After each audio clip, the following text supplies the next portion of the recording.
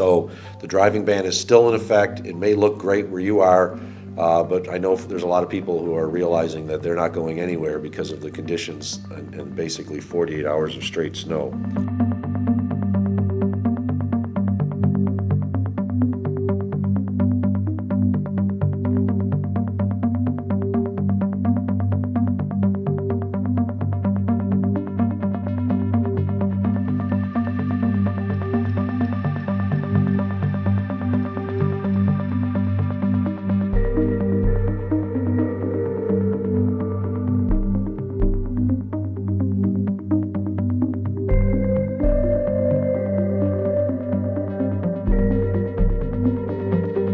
We do have 94.5% of Erie County residents have their power on. That is a good thing. And about 87% of Buffalonians in the city now have their power restored.